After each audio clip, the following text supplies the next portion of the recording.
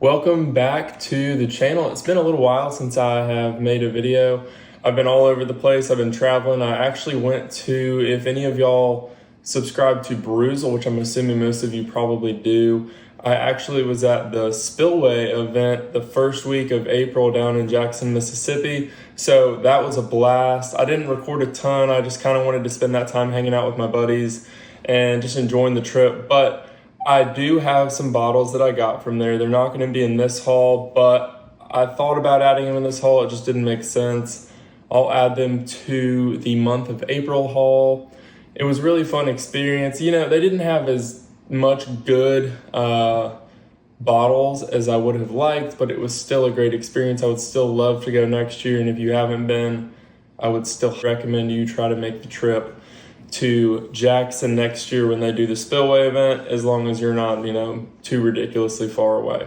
So this video, let's get into some of the bottles that I was able to get in the month of March. I know this is a little late. I'm filming this mid-April, but I'm going to walk you through some of the bottles I got. It wasn't a huge, crazy month, but I did get some really cool bottles. Some of them are rather old. They're not new releases, so it'll be really cool for y'all to see what bottles I got that are new to me but old releases. So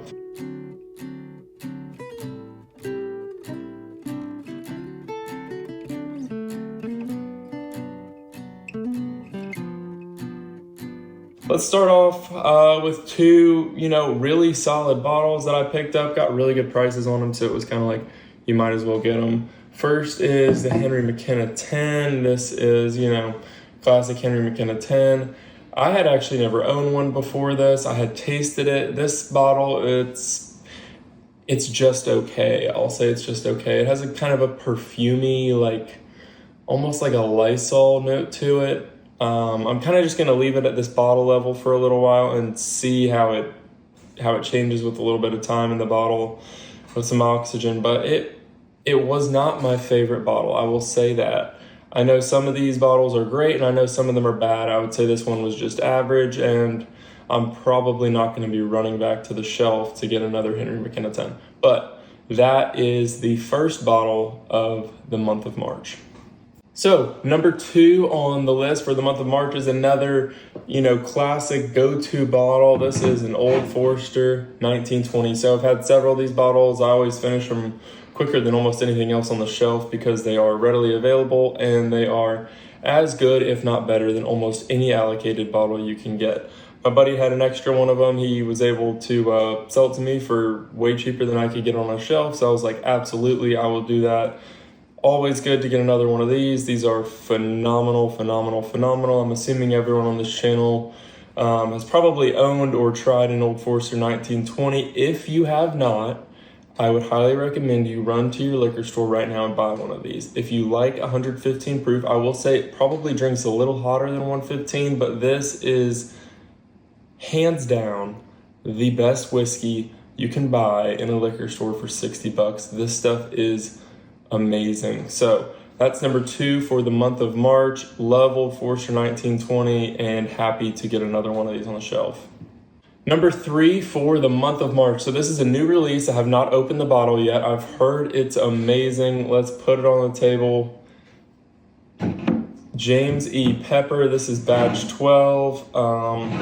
This is a barrel proof out of the James E. Pepper distillery in Kentucky. So, I've heard great things. I just haven't gotten around to open to it. I have so many open bottles. It's kind of hard for me to continue to open bottles, but this was one of them where the bottle looked sick, and I have heard over and over. I think it's just like month by month, you kind of see in the whiskey world, there's like one bottle is the hype bottle of the month. It was like James E. Pepper one month and the Ben Holiday Rickhouse proof the next month. So when I walked into a store and saw this, and it's only, I want to say 60, 65 bucks, I was like, I'll get it, because I don't see it on every shelf. It's not, like an allocated bottle. It's definitely available, but first time I had seen it on a shelf, I decided to pick it up and might open it this weekend with my buddies. I'm excited to open it. I have never tried anything. Actually, no, that's not true. I have a James E. Pepper, or maybe it's, I don't know. It's a pepper rye store pick. I think it's a James E. Pepper rye store pick. So that's really good. I'm sure that has absolutely no correlation to this, but probably gonna open this weekend, and I'll let y'all know what I think.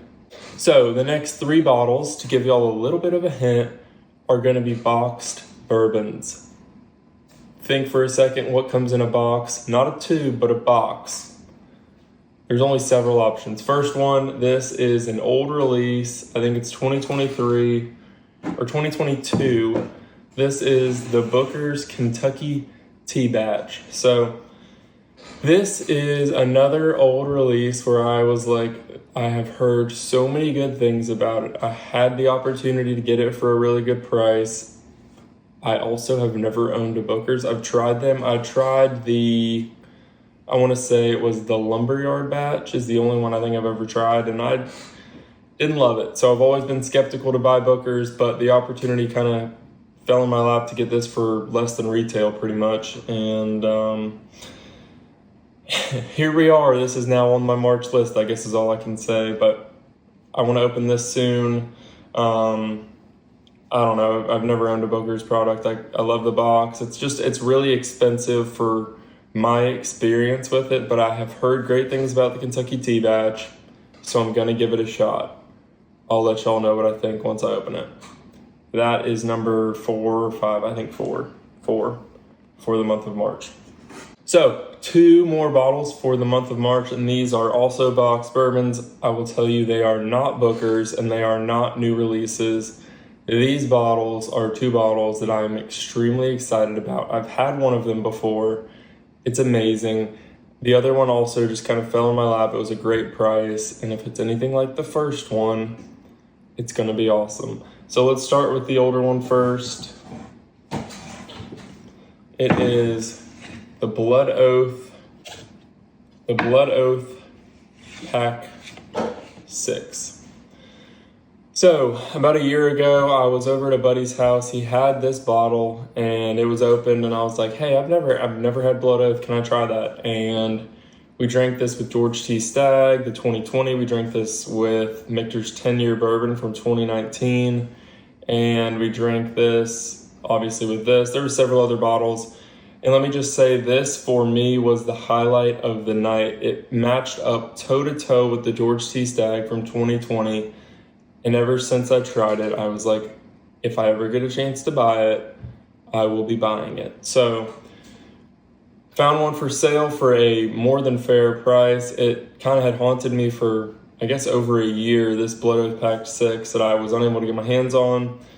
And so when I was able to get a decent price on it, I was like, I have to own it. If it's anything like what it tasted like a year and a half ago, it will be well worth the price. So Blood Oath Pack 6 was the 5th bottle of the month of March. I am beyond excited for this bottle. This is a pretty rare release. The Blood Oath packs are pretty rare.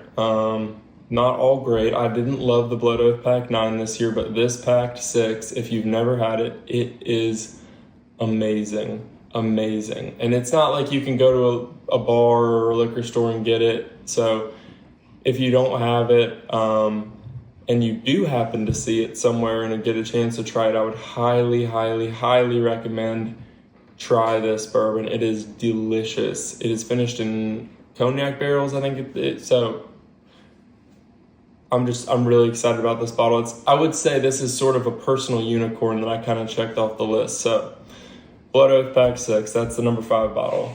So last bottle on the list for the month of March. This is going to continue with the Blood Oath trend. Like I said, I don't like the Blood Oath Pack 9, so it's not that, but it is, let's open it up, the 2021 Blood Oath Pack 7. So I have not tried this one. I got the 6, and then like many other bottles on this list, it seemed to have fallen into my lap. Got a great deal on it, did some research on the bottle, and everyone seems to have a general consensus that it's really good.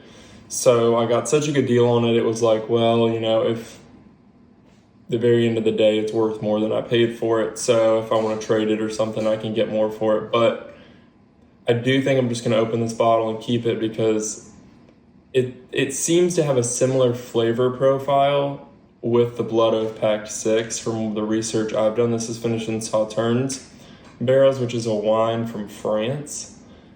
if I'm remembering that correctly. And the research I did on that kind of lined up with the Packed 6. The Packed 6 was kind of like a creme brulee to me, and this is apparently going to be somewhat generally similar to that.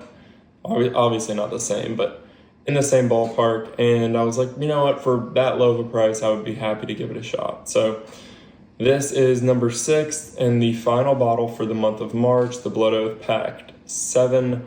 So let's go down the list. What was it? I got a Henry McKenna 10, Old Forester 1920, James E. Pepper Barrel Proof, a Booker's 2022-03 Kentucky Tea Batch, a Blood Oath Packed 6, and a Blood Oath Packed 7.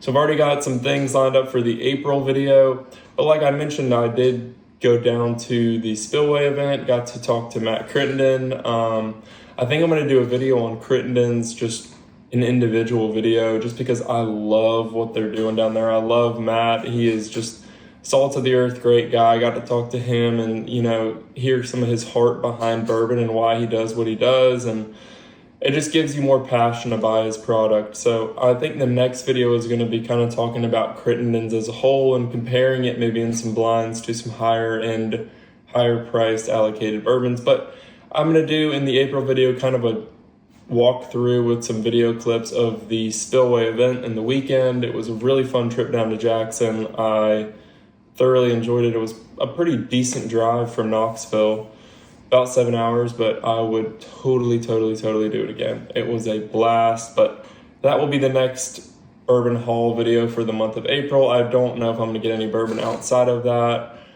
If I do, it'll also be in the video, but that video will be centered around the Spillway event. So those are the 6 bottles. I know I've said that multiple times, but thank y'all so much for watching. I really do appreciate it. It means a lot to me. I know it's been a while since the last video, so if you tune into this one, it means a lot. If you made it this far, like, comment, subscribe. It helps me to continue doing this. And always, I'll see you in the next video. Thanks, guys.